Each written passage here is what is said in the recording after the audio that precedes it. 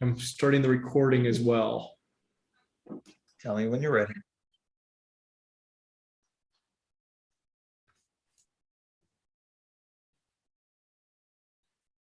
Has anyone verified the live stream is functioning correctly? Tell me when you're ready. It looks like it is on, Judge. All right. Then let's go ahead. I will call this meeting to order. This is the Far West Texas Regional Public Defender's Office Oversight Committee. It is in Far West Texas here in the Big Bend. It is 2 o'clock on June the 22nd. I will verify that we do have a quorum. And for purposes of the secretary, I'll note that in attendance are James McDermott, the Chief Public Defender, Judge Rob Hoffman, Judge Neely, Jeff Burkhart, Michelle Moore, myself, Judge Guevara, Judge Evans, Julie Balovich, Edwin Colfax. Each of those is a member under the governing documents, and we do have a quorum. Judge Edwin Colfax is not a member, but I think he's observing on behalf of TIDC. Okay, so Jeff is the person for purposes of establishing a quorum who's here, and Yes. Edwin was just here as an observer. Thank you for the clarification. We do still have a quorum.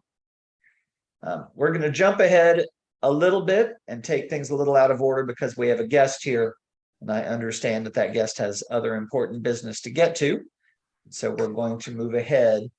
We are joined today by Andrew Davies from the SMU Law School, who wants to talk to us about a project that he's excited about. So, Mr. Davies, why don't you go ahead and unmute, and you can address the group. Thank you kindly, Judge, and thank you kindly for the honor of being here. I recognize the extreme rarity of the opportunity to address an annual meeting such as this.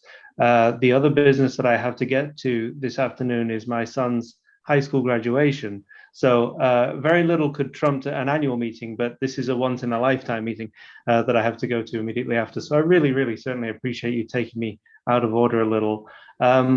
And it is an honor and a pleasure to meet all of you, some of whom I've had a little bit of contact with before, but some of whom I haven't. I am indeed Andy Davis. I am Andrew Davis. I go by Andy usually. I'm the Director of Research at the Decent Criminal Justice Reform Center, which is based in Dallas at Southern Methodist University.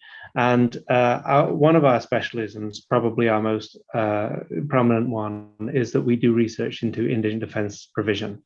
And we're beginning a project around Texas at the moment that we're calling the Non-Representation Project. It's focusing on access to counsel in misdemeanor courts, county courts, constitutional and at law. And the study investigates, first of all, procedures for getting people access to counsel in those courts, and also the impact of when people have counsel in those courts, the impact, that is to say, on the kinds of experiences they have going through the courts, and of course the outcomes and dispositions that they get in their cases.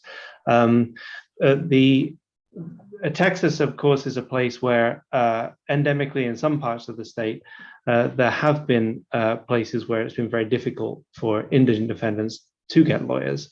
And Far West Texas, as well as several other shining examples in the state, including Burnett County, in fact, are places where the issue of getting people access to counsel, establishing a procedure to do it, taking misdemeanor cases seriously, and of course, establishing things like public defender offices in order to institutionally try and support that right, have been actually very successful and are certainly worthy of study. There are other parts of the state where this is still an issue.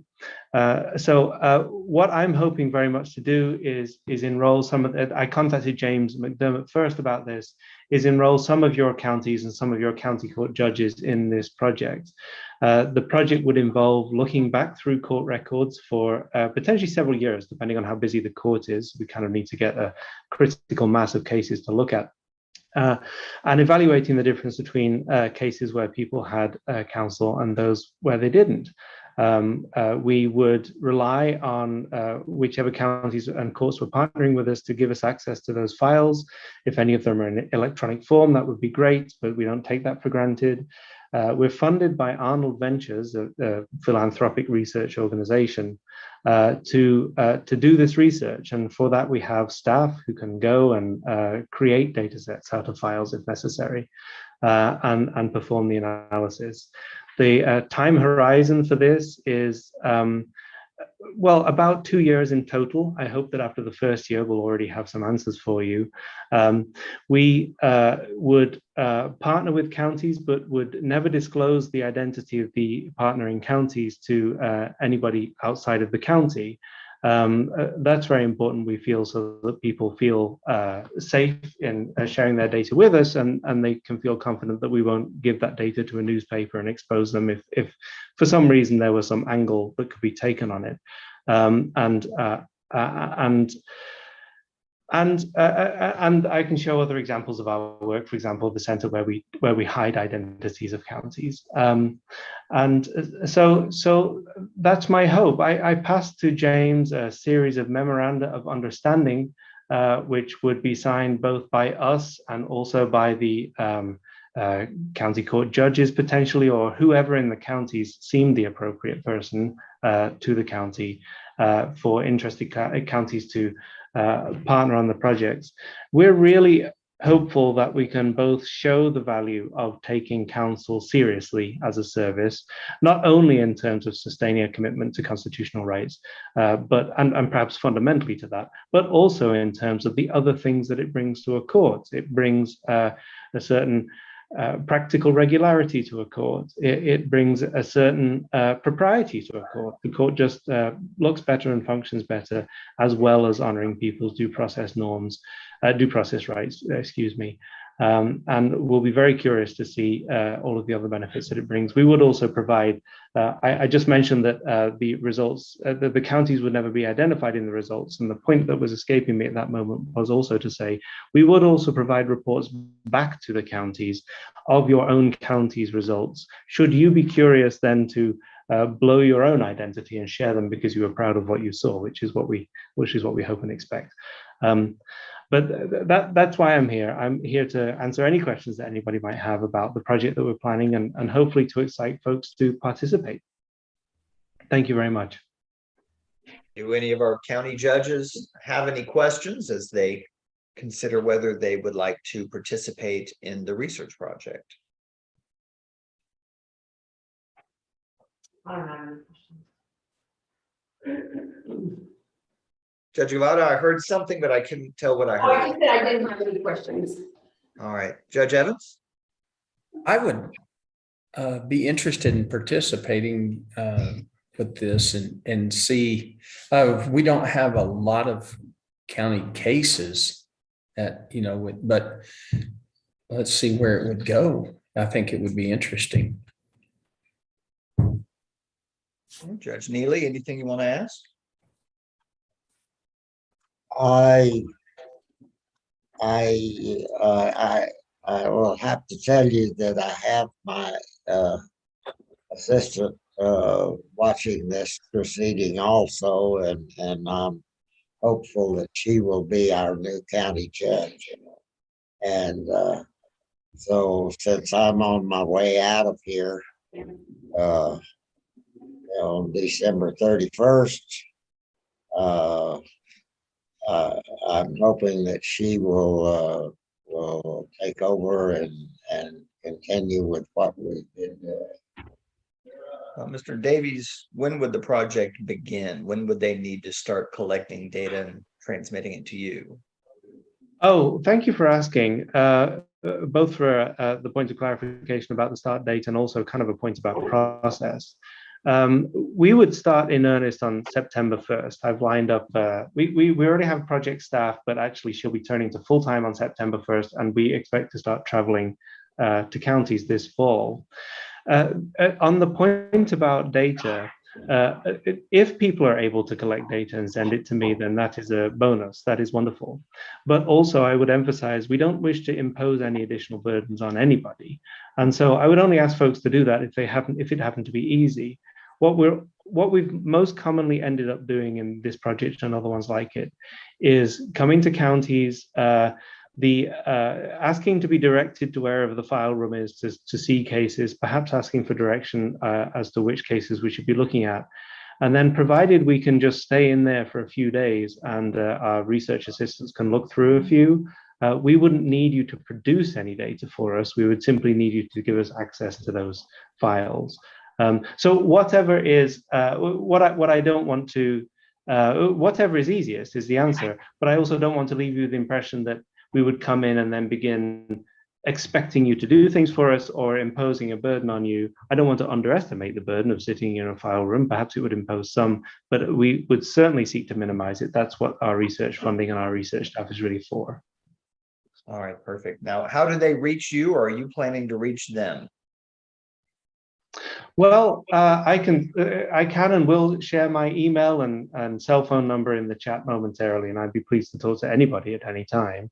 The other way to reach me is probably through James himself. James has copies of memoranda of understanding that are simply awaiting signature for anybody who would like to sign them. And I think that James, if you don't mind, I certainly trust you as a mediator in these conversations, if it's a role that suits you. Sure, I'll follow up after in the coming weeks with the judges who were not here and the judges who were here and discuss them with the project and if they want to participate. And I have the memoranda available if they want to. All right. Well, thank you, Mr. Davies. And sounds like an exciting project. I'll look forward to seeing the results when they come out. Judge Ferguson, can I add two things briefly? Of course. One is just so for those of you who have not met Dr. Davies, he's too humble to say this, but he's one of the leading indigent defense researchers, not just in Texas, but in the nation. So he's definitely a known quantity for us at the state. And the second thing is that we've relied, I don't know much about this project in particular, but we've relied on Dr. Davies' research several times when we're going to the legislature to request more funding. So it's always been useful. So if it's not too much of a burden on the counties, I think we at TIDC would love for the counties to be involved as well. Well, Jeff, that was a very kind and subtle correction. We were not aware of the honorific. It's not on our agenda. So Dr. Davies, I apologize for demoting you so subtly and quickly with a stroke of a finger there. He's too humble to talk about his doctorate. We appreciate you joining us and sharing that with us, and we look forward to the results, Dr. Davies. Thank you to you all, and thank you to you, Judge, and thank you to everybody, and thank you again for taking me out of order. I'm sorry to ditch out of the meeting. I would actually love to stay. I just have the one possible more important conflict that I must attend to. As you wish. Good to see.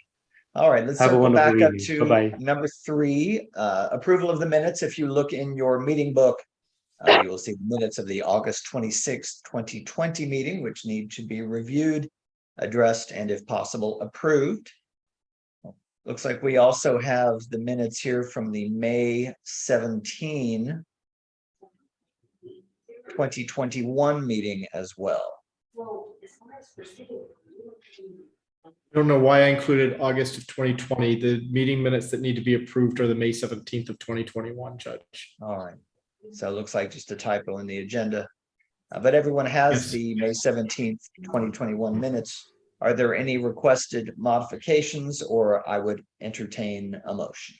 I would move to approve them. Ms. Malovich has moved to approve. Do I hear a second? Second. Okay, Judge Evans, I believe, is the first to second. Any further discussion or any corrections to the minutes? Hearing none, I'll call for the vote. All in favor of the motion to approve, please indicate by saying aye. Aye. All those opposed, say nay. All right, motion passes unanimously. Back to the agenda. All right, we move on to the chair's report. Time is a little bit short today. I know many of us have some hearings. I have one coming up at 3 o'clock. I will point out that it has been an incredibly hectic year, as every judge in this group knows, as well as all of the public defenders. We've definitely had a flood of cases coming from some statewide projects. Prosecutors are struggling to keep up and come up with a consistent program to handle those cases under Operation Lone Star. We've also had some of the local law enforcement upping their activity as well. unrelated to Lone Star, but interconnected, one would say. So I know that Mr. McDermott and his office have been absolutely buried in new cases. I'm not going to steal your thunder, so I'm not going to share the information that I have about their office, but I know they're working hard, as are all of you. So I'm grateful to each of you for what you're doing, working with them, helping us keep that program going. I want to say a special thanks to Ms. Balovich, who I understand is planning to roll off of our council at the end of this council year.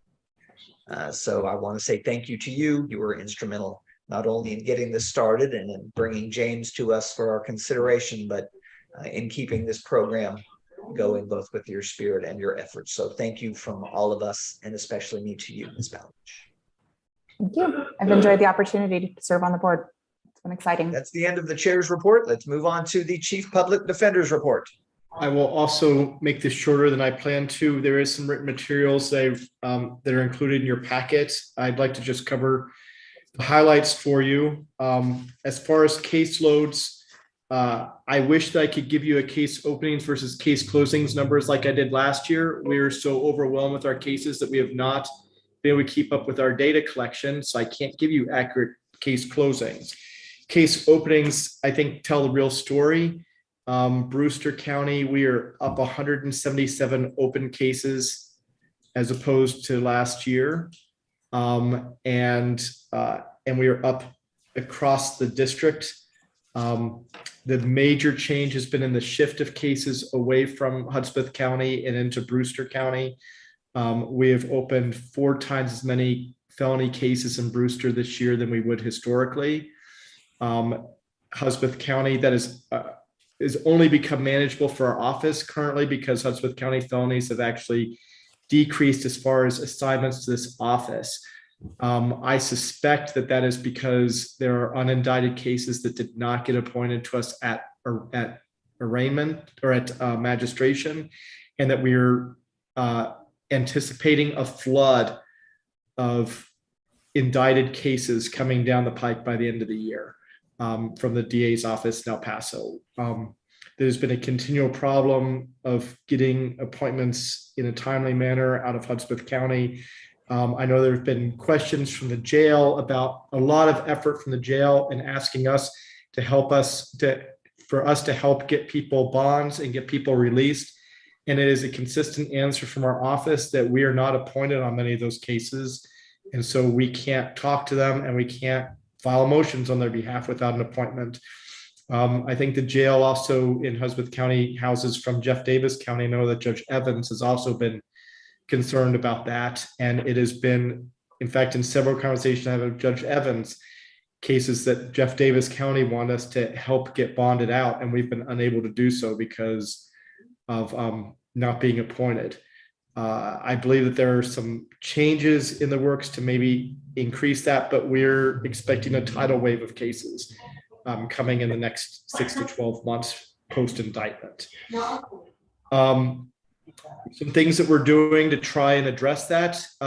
Many thanks to Jeff Burkhart and the efforts of the Indigent Defense Commission in Austin. We've got funding for 2 years for 100% funding from the state for 3 additional staff people. We're adding another felony lawyer, another social worker, and another investigator.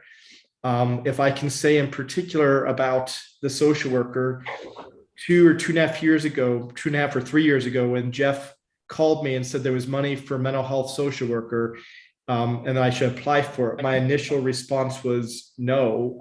We don't have services here. I don't know what to do with one. I wouldn't use it. And so I wouldn't use them. And so I'm not going to apply. And he put an immense amount of pressure on me, and we applied. And our current social worker, Sarah Cash, has transformed our work. She has testified at hearings. I know that Judge Dominguez, who is not here with us today, is on the Judicial Commission for Mental Health. And he gave a particular 5-minute speech at a commission meeting about our social worker and the effect that she has had on the presentation and mitigation of cases in his court, which was, on a statewide platform, was just really, really humbling to know that the work that she's doing, and by extension that we're doing, is making a difference to the eyes of the judiciary. So 3 new staff people, 100% funding for 2 years is just overwhelming. We're not sure where we're going to be able to house them all in our little office, but we're going to make it work. And I do have some staff updates in here for everybody, but I think everybody can read that. We did lose in the past year Bailey McShane, who is our misdemeanor lawyer, and replaced him with a new graduate from Texas A&M Law School who's taking the bar exam at the end of July. We're really excited about her, Taylor Bradley. So that's basically what I wanted to communicate to the board at this time. I do have the written materials for you, and if you've got any questions, I'd be happy to take them.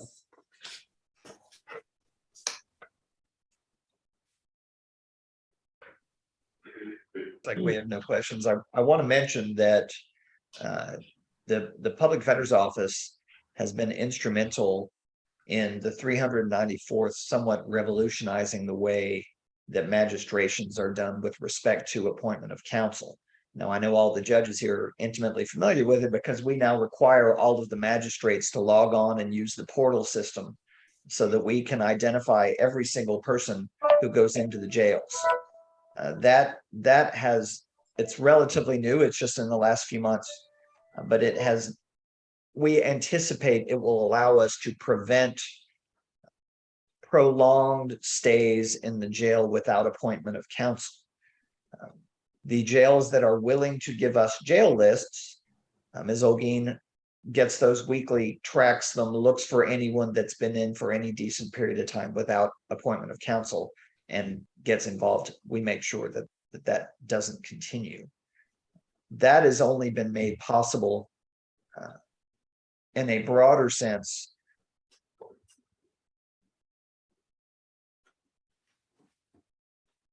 proposed this online application process for court-appointed counsel, and we then expanded that to include magistrations. It says my connection is unstable. Are y'all able to hear me okay?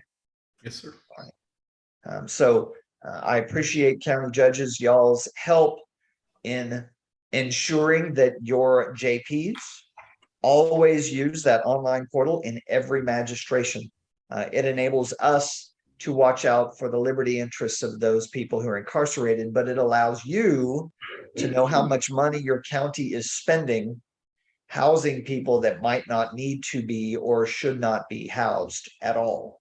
Judge Evans, I expected a big nod from you on that one, because I know that's been a frustration for Jeff Davis County, trying to communicate with Hudspeth County Jail over there.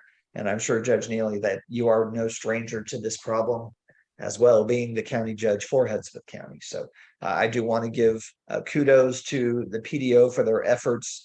They are being recognized nationwide for the efforts and the strides they've taken to expand access to justice and better protect the indigent people of far West Texas. So applause to you, Mr. McDermott, Mr. Chambers, and your whole team. Judge, I wish I could take the credit, and I should have brought that up in my report.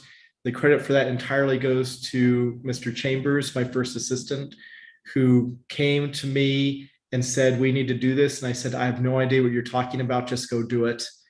And he worked with staff from the Indigent Defense Commission and with some other lawyers around the state. And we're really excited about it too, but all the credit goes to Paul Chambers.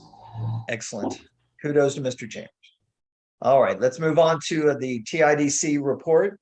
Jeff, I understand that you're going to be giving the report, so please, the floor is yours. Thank you, Judge. Good to see you all. A lot of what I have to report kind of fits with all the stuff you're talking about, Judge Ferguson. Far West, I realize the office has only been around for about 5 years and some change, but it really has become a model for the rest of the state. TIDC, since Far West has been around, we've added an average of 10 counties to public defender offices every year. And pretty much every one of those counties has looked to Far West Texas as a model. TIDC's board met 2 weeks ago. We awarded additional funding, somewhere in the ballpark of $50 million. Some of that was continuing grant awards. Some of that was new funding for public defender offices. Some of that was money for Operation Lone Star.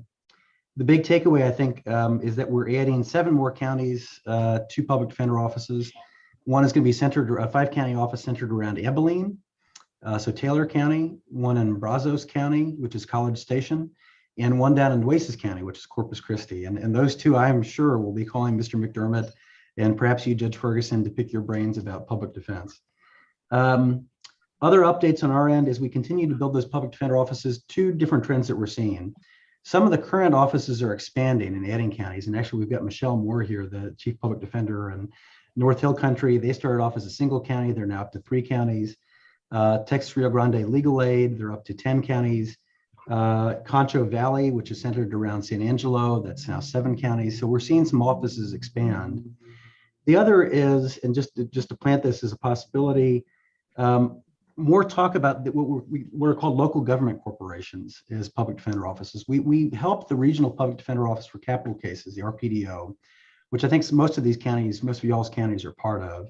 This is that capital trial level death penalty representation unit. That's kind of a statewide entity. We help them transition to a local government corporation with the help of Jim Allison. And basically what that did was, instead of having a host county for a public defender office, it took it off the shoulders of any single county and creates this kind of, it's an entity created by the counties, but really exists independent of any single county. So if any county ever dropped out or more counties were added on in the future, you have this kind of independent entity. So again, that's maybe not right for every public defender office, but something a lot of offices are talking about, and just want to plant the seed there. The last thing, Judge Ferguson, just as you were saying, James and his staff really have been leaders, not just statewide, but nationally. James has been involved in several rural public defender groups nationwide. And again, it's been a real leader there. So I just want to thank you, James, in front of everybody on the board for all the work you've done. It's really impressive. And so I'm just glad to be a small part of it. Thank you. Happy to take any questions you have. Any questions for Mr. Burkhardt? All right, hearing none, let's move on to the local indigent defense plan discussion. Do you want to take that, Mr. McDermott? Yes, Judge. I just added this to the agenda for one small point. Dr. Davies, who was presenting earlier, his office put out a report about indigent defense plans across Texas a couple months ago. And one of the things that was noteworthy to me that I didn't realize was that there are some jurisdictions where, for example, like ours, where district court covers several counties, where both the district and the county plans were one unified plan rather than each county and each county court having its own indigent defense plan. And that meant sort of one reporting pipeline to TIDC for their annual reporting issues. Is that correct, Jeff? That's correct. Yeah, it's a little bit streamlined. And so, and I just wanted to put out there for the counties that is something that the counties may want to consider, to have one unified, since we have the public defender's office in the 5 counties, and we're taking cases in all 5 counties basically in the same way under the same system, to develop one unified indigent defense plan across the district, rather than having what right now is 6 indigent defense plans, one for the district court level, and then 5 for the misdemeanor courts in the 5 counties. And I don't know what that requires. I've not discussed that with Mr. Burkhardt, but I just wanted to sort of put that out there, something that might ought to be considered, might make things a little easier for reporting purposes to the state. All right, one of the differences that we have is that each county on the misdemeanor level may be paying a different amount or using a different payment method for their court-appointed counsel outside of the PDO. And so we would need to have someone take the lead on consolidating all of those things into a single document.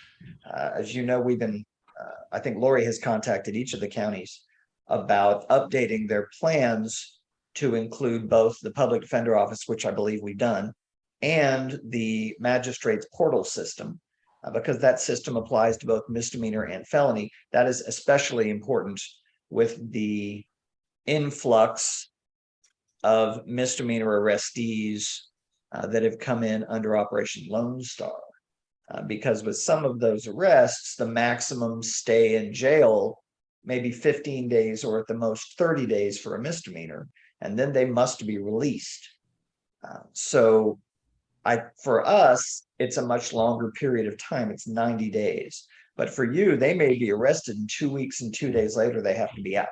And so that magistrate's portal system will allow you to just look at the misdemeanors in a single spreadsheet. And you'll then be able to know when you hit day 16, what needs to be done in order to not run afoul of the liberty interest and the due process rights of the people who are arrested in your county for misdemeanor charges. So I may talk to James a little bit, see if we can find someone who might be willing to take the lead on trying to unify the county's differences. You can have your differences, but we need to have them in a uniform plan, a unified plan, I should say. So just to let you know, I'll follow up on that with Mr. McDermott. And then we'll find out if you're interested. If you're not, that's okay too. Well, of course, we'll do whatever you want. But that might make your jobs easier and your successor, Mr. Judge Neely, easier rather than having to do this every year with the updates as we do now. So that's a great point, Mr. McDermott. Thank you for bringing that to our attention.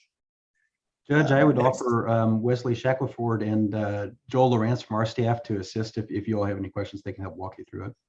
That'd be great. That'd be excellent. So, all right, let's move on to the budget review. If you look in your meeting book, I believe there is some paperwork down there below the chief's report related to the budget. So, I wish I had more information, Judge, but I do not. What I wanted to be able to come to the board with was an actual report of expenditures like I have in previous years. There have been changes in the systems used at the auditor's office in Culberson County, and they did not, they've not been able to give me any of my expenditure reports for this fiscal year until about an hour before this meeting. And so I do not have those to present to the board at this time. I can tell you my quick review of what I've seen says that I'm under budget in a way that I was expecting based on my understanding of my expenditures and the way that travel has worked this year, but I don't actually have those numbers in a way that I can present them to the board at this point. I had the document I've given you on page 12 is the budget for the office. This is the budget for the office as it exists, as well as the addition of the 3 additional staff people. You may need to zoom out in a little bit in order to see I've tried to put this on one page for you. The main information I want you to note on that is that because the 3 additional staff people for the next 2 years adds $0 to the county contributions. That was 100% covered by the state. And so those county contributions for fiscal year 2023 down at the bottom are the same as they've been before. And you can see I have broken this out, and this is a running spreadsheet that I keep, so any changes are made can sort of automatically drift through the spreadsheet. You can see the difference of this different line items and the state contribution versus the county contributions and how that divides up based on the interlocal agreements each of the counties have signed with Culberson County. I had one request on the budget. One of the things I did not mention in my report, but was in the written report, is that we have a summer law clerk this summer who returned to us from Texas A&M last year. He has been with us 2 summers in a row. People can ask him if he needs a mental health evaluation for deciding to come back with me, but that's a separate issue. Last year he got course credit for his time here. He cannot get course credit from A&M for returning to the same place twice. We do have a budget surplus in the misdemeanor or entry-level attorney position. Bailey McShane left us at the end of January, and we did not hire Taylor until she was out of law school. So we had about 2.5 months worth of his salary that is unspent in this fiscal year. I was going to request the board to permit me to give a $5,000 stipend out of that budget line item to the law clerk for his work this summer that he's doing for us. Will that still stay within the 67.5 budgeted item? Yes, Judge, that is about, we saved about 12, it was 12 to $15,000 that we're not spending on that line item. Just on the salary side, not including the benefits side. And so under the, yeah, it's about $15,000, and I'm just asking you 5,000 of that to give a stipend to the law clerk. All right. I can tell you, I've met him and worked with him a little bit, not much, but I've watched him. He's a promising young law student. I think he'll be a very impressive lawyer. Anybody who gets him is going to be lucky to have him as a public defender. Judge Evans, you were saying? I was so moved to allow that change. All right, got a motion from Judge Evans. Second second. or Got a third. second from, I believe Ms. Moore was first, although it was close. All right, so I have a motion and a second. Do we have any further discussion? Hearing none, I'll call for the vote. All those in favor of the motion, say aye. Aye. Any opposed? Hearing no opposition, the motion carries. Mr. McDermott, you may pay your clerk. Thank you, Judge. There was something else I was thinking. Oh, I wanted to mention one thing, and I'm glad that Edwin is here. When we first conceived having a public defender office, and Edwin came to me and said, well, how much do you think the budget needs to be? I literally said to him, I have zero idea how much anything is going to cost to create, much less maintain the department. And Edwin was great. We sat down and he did everything. I say we sat down, all I did was say that looks good. But we really weren't sure what kind of money it was going to take to run this office. We just hired Mr. McDermott and said, go do it on this budget.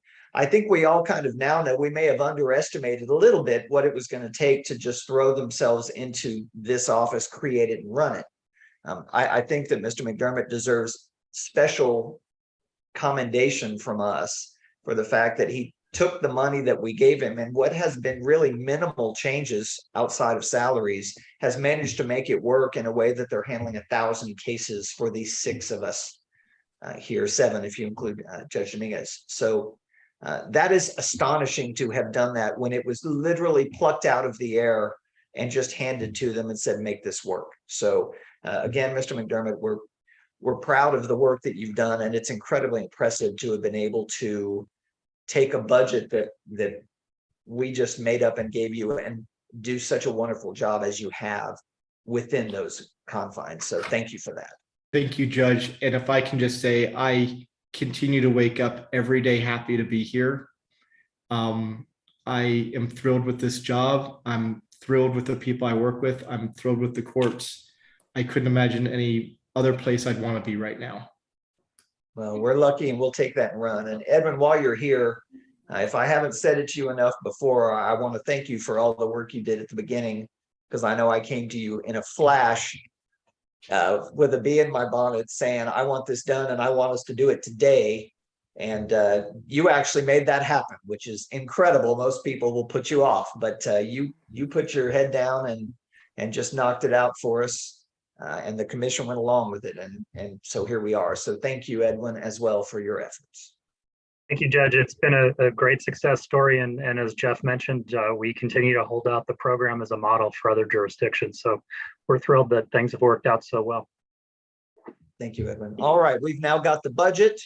There's been one proposed amendment to the budget, which has been approved. So do I hear a motion to approve the budget as amended? So move. Judge Evans with a motion and a second. Second. Judge Guevara with the second. I have a motion and a second. Any further discussion on the budget as amended? Hearing none, I'll call for the vote. All those in favor indicate by saying aye. Aye. Aye. All those opposed say nay. Hearing none, the motion carries unanimously. Budget is approved. Next up, we have a salary review. Ms. Balovich is on the agenda to lead that discussion. Ms. Balovich, go right ahead. So the last time we evaluated the chief defender salary was at the August 2020 meeting, I believe. And Mr. Burkhart may have better information on this than I do, but it appears that the chief public defender salary for the Far West Texas Regional PD is among the lowest in the state, if not one of the lowest for a chief position. And so I thought it was time for us to discuss that, notwithstanding Mr. McDermott's pleasure at being here. I think it's important that we keep the salary for this position both competitive for purposes of retention, but also for purposes of if there's ever going to be replacement. Ms. Moore, actually, you perhaps have better ideas of that. Because of course there are going to be expansions of other public defender programs. They do look to our public defender program as a model. Knowing how much these programs actually cost, I think, is important. The Concho Valley Public Defender Program, I believe, had an advertising salary of $160,000 for our chief. Our chief is paid $120,000. And the disparity between the public defender here and the district attorney in their second term, I believe, is a disparity of about $34,000, and that may or may not include local supplements. So I just wanted to bring this to the attention of the board for discussion to see whether this is something that we wanted to look at. One other thing, if I may, the different public defender offices have different power structures. And of course, I know Jeff and Edwin can speak to this better than I, but we have what I would consider to be a strong chief position. He oversees everything in the office, and we have younger lawyers, including the first assistant. So our chief does a larger job than you might think if there were a simple division of administrative duties. And if you look at the sheet, you'll see that our chief is making not that much more than the first assistant. And by the way, our chief is also personally handling all of the higher sex cases, the child victim cases, any of those that come in. He is personally taking those toughest cases and handling those with the assistance of the second attorney. So he has a massive job out here. And one other thing I want to point out to the counties is when we have compared the cost per case with our office with some of the other offices like Austin, for example, who has a large public defender office. Our public defender office is handling these cases at a fraction of the cost per case that we're seeing in these other areas. Now, I'm not bad talking Ms. Moore in her area. I don't know your numbers, but I know that Mr. McDermott's numbers in their office, those numbers are low, and they are managing to get these cases done at a minimal expense compared with other PDOs. Now, you might say that's because they have 1,000 cases. But the fact is that the case numbers don't change their ethical obligations to their clients. They don't change the law and the procedure that they have to follow. And they don't change the way that I manage their case or Judge Dominguez, or I'm sure any of you. We handle those cases the same way, no matter who it is that's on them. So they're doing a fantastic service, saving money for everyone. And I agree with Ms. Balovich. Now, the situation here is, this increase in salary is going to be distributed among the counties, I believe. So if there is any increase in the chief's salary, that's going to be divided up in accordance with those pro rata amounts that are in the agreements that all of the counties have signed with Culberson County. So that's my position on it. Now, I'm not suggesting that as a rule we should equalize. There's a big discussion around the country about whether you equalize public defenders with prosecutors. I have many minds about that, but I acknowledge that the prosecutor handles every case and the public defender handles most cases, but not all. So there is a little difference there. But I would hope that the county attorney does. They also have to take county misdemeanor cases. What's that? That's true. That's the public defender fair. takes misdemeanor cases, and the DA only handles felonies. Right. We don't have as big a number percentage wise, but you're absolutely right. That does tilt it more that way. So at this point, is there anyone who wants to discuss this or make any recommendations about the current budgeted amount of 120 for the chief? Judge, if there's a vote on this, I may have to recuse myself depending on how it affects the state's 2/3 part of that. But a couple of things that we know at TIDC, and just off the top of my head, just based on our planning studies and setting up new public defender offices, I think the range roughly for chief public defenders in Texas is between 113 on the low end and 180 on the high end. 180, generally, we see that in the large urban areas, so Dallas, El Paso, Travis, Harris, things like that. I think for rural regional public defender offices, what the range is roughly 120 to, I think really Concho is probably on the high end, 120 to 160. But 120 is a little bit on the low end for the rural regional public defender offices, as far, again, off the top of my head. Jeff, if you don't mind my asking, what about a comparison of the number of cases prorated with the number of lawyers in the office? Where do we fall in that? I can't say off the top of my head, but we could run that and figure that out. Anyone else want to contribute? I do want to say, with the rural offices, James is taking a caseload, and so it makes a huge difference. The bigger offices, what we see, they're getting a bigger salary. The chief does not take cases. They have a tendency to work a 40-hour week. We in the rural counties end up working a lot. So you are definitely getting your money's worth with James. I know because he calls me on the weekend sometimes about cases. So, I mean, you need to keep in mind, you are, for the money that you're spending, he is well worth it. So definitely think a salary increase would be a great idea in this case. Any of the judges have any thoughts?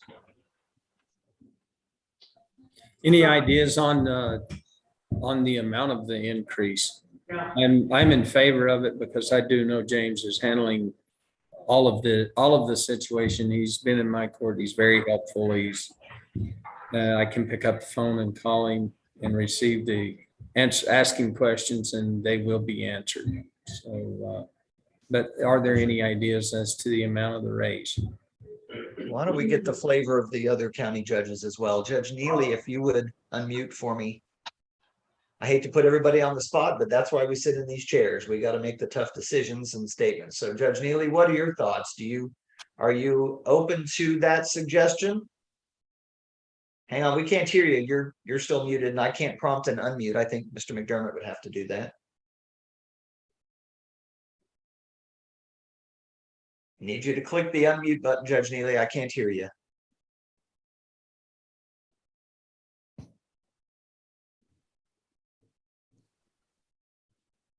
We are having technical difficulties with Judge Neely here. Judge, may I say that I am definitely in favor of Mr. McDermott's salary being increased. There's Judge Neely. Thank you, Judge Guevara. Judge Neely, what do you think?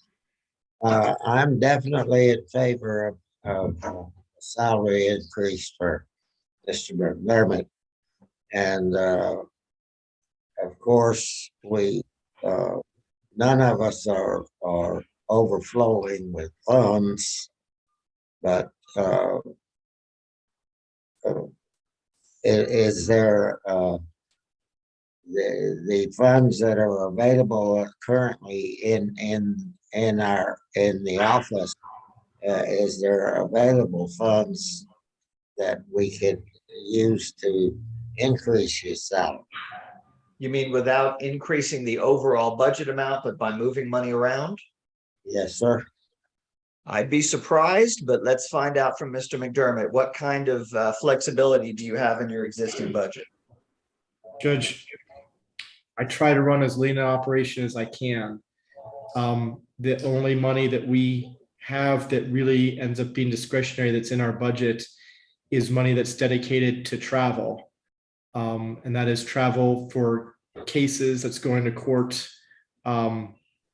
including coming up. We've got many trials, as you're aware, Judge Ferguson, that are scheduled, and those require a lot of travel.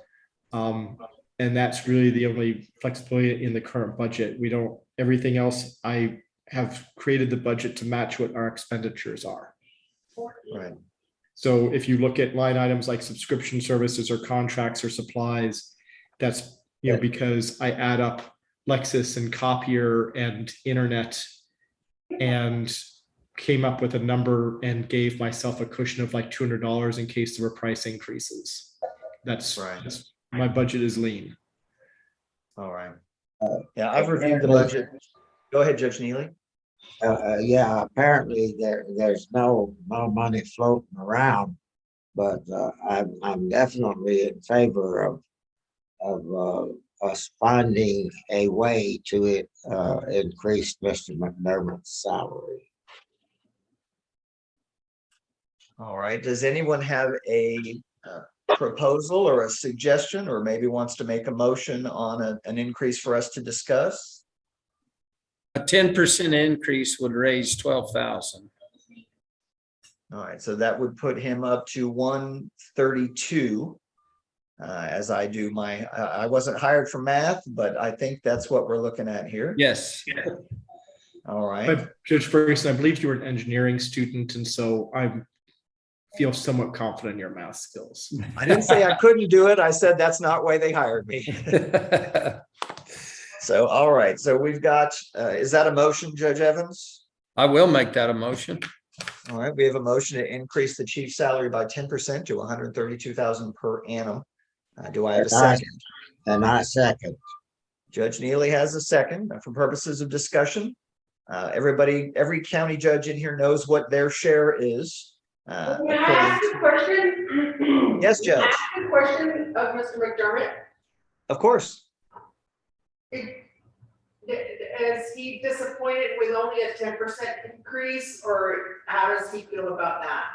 And I hate to put him on the spot, but. Well, I was expecting this to happen in executive session, and I wouldn't be here for you to ask me that question. I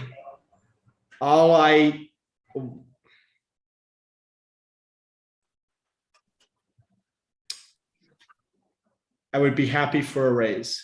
I appreciate Judge Ferguson's comments, and I am incredibly happy to be here.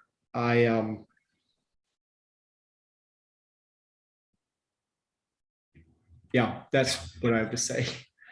Okay, thank you. All right, I have a motion and a second. Any further discussion? Judge, the only question I have is, would this be shouldered entirely by the counties, or require a grant supplement from TIDC? My thought on that was that we don't have the authority to tell you to do that. And so I thought what we would do is what we thought was appropriate and were willing to shoulder, and then we would go back to the TIDC at the appropriate time. Gotcha. And ask for their participation. But I don't want to make any motion today contingent upon the commission's actions, because that takes it sort of out of our ability to act. But that's a great question. Thank you for that. Thank you, Judge. Any further discussion? All right, hearing none, I will call for the vote. All those in favor of the motion, please say aye. Aye. Anyone opposed? I abstain. We have an abstention from Mr. Burkhardt. There being no opposition, the motion carries. Mr. McDermott, if you will amend. Judge, if I may ask what my directive is as to what I'm supposed to do next. I think you need to probably amend the budget to include that change.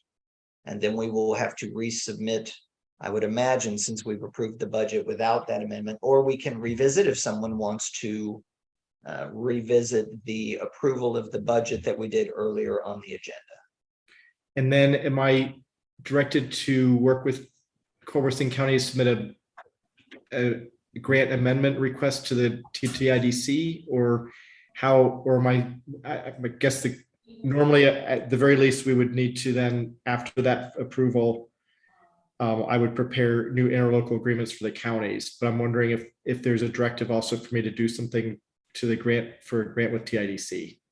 I think as chief, I can authorize you to pursue that in your role as chief. But all right, thank you. I'll follow. As chair, I should say, I can authorize you to do that in your role as chief. Thank you. Now, does anyone want to revisit the decision that we made a few moments ago about approving the annual budget. I would like to go ahead and move to revisit that item and All right. increase the salary by 10% to reflect $132,000 salary. Let me rethink that, because that may change the benefits amount, which will change another item in that budget that we don't have the number for. So I think I need to pull that back. Judge Evans, I appreciate you going along with my suggestion, but I don't think we can do it until Mr. McDermott can rerun the numbers with the auditor from Culberson County with the new benefits amounts. So let me pull that back. Let's go ahead and proceed down the agenda. And Mr. McDermott, when you have those numbers, if you will let me know, we can call together a special meeting for purposes of amending the budget before the end of the budget. Judge, pardon me, Judge. If we go ahead and approve that addition to the budget with the consideration of the increase, is that okay? To go ahead and approve it with the consideration of the increase of the FICA and withholding? I don't know the answer to that. I always thought we would need a hard dollar amount at the bottom, but you know this far better than I. Judge Hoffman, you have your hand up. What did you want to add to that? I was going to suggest that we approve the process of approving the amended budget by email. So we don't have to have another meeting. We can just circulate the new budget and vote electronically. And if you want a motion to that effect, I'll make one. Ms. Malovich, you know the documents better than anyone, I think. Are we able to do that under our governing documentation? I actually have the bylaws up. I was just looking. How did I know you would, Ms. Malovich? Let me just check them real quick again. Because I know there's a special meeting provision. I remember that, but I don't remember any further authority to act. Here we go.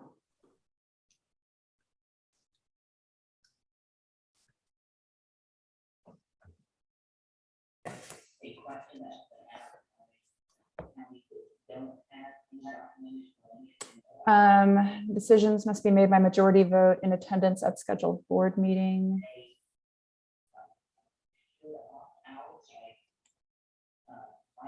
These procedural guidelines may be modified at any regular meeting by agreement of at least 8 board members, provided the modification was previously submitted in writing to all board members. So I don't see a provision that would permit that. I think we might have to have a special meeting. All right. Judge Hoffman, I love your idea. I just think you're smarter than our governing documentation is, I'm afraid. But that's something we might want to make a note of, Mr. McDermott, for when we go around and amend those documents. I think now that we've all become accustomed to Zoom and other digital means of communication, we need to update the technology in our governing documents. Judge, I can work on that this week and circulate that for the special meeting that would be coming up. That'll be fine. All right. Last, I think, until we get to public comment, is Ms. Balovich, as I mentioned earlier, has decided to roll off the board. She's got a lot of things to do, and I hate to lose you because just like you just proved, you're always on the ball and ready to give us the information we need. But we certainly respect your decision. It is time to discuss replacing her. Now, she is in what I consider to be an open seat. It calls for a local attorney. Is that right, Ms. Balovich? A local attorney? I think it has to be a local attorney. I was looking at membership. I don't see that it has to be a local attorney. What does it say, the seat that you're in?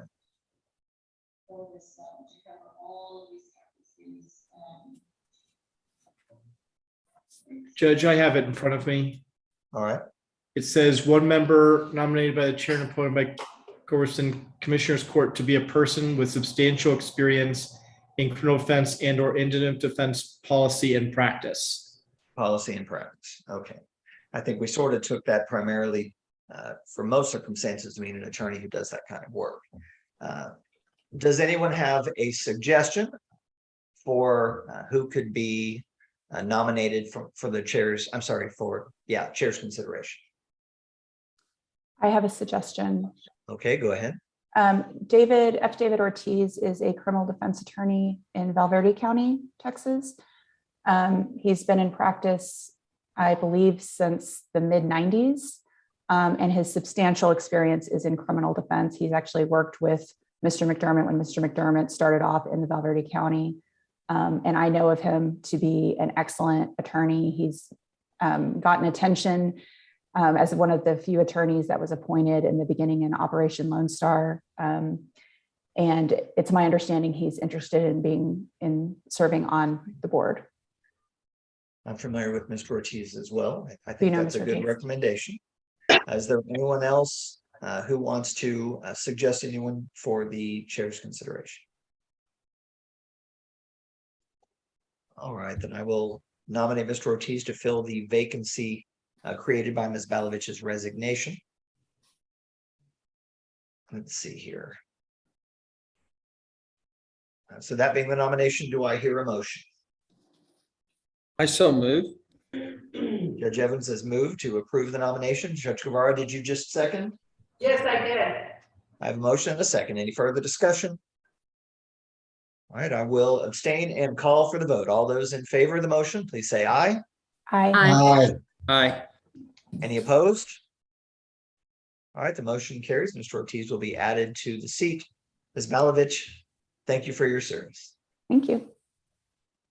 All right, we have reached public comment. I have no members of the public here. Mr. McDermott, are there any members of the public in the waiting room? There are no members of the public in the waiting room, Judge. And In that case- the link information was posted in the Culberson County Courthouse with the agenda. As required by law. Thank you very much, sir. All right, that being the case, we have reached the end of the agenda. We have fulfilled all of the items on the agenda, and therefore no motion is necessary. The chair declares we are adjourned. Thank you, everyone. It was good to see you. Hey, Judge. Thank you. Thank you. We'll see you soon, and I'm going to duck into my hearing now. Judge Hoffman, thanks for fitting us in. I know you've had a very busy day.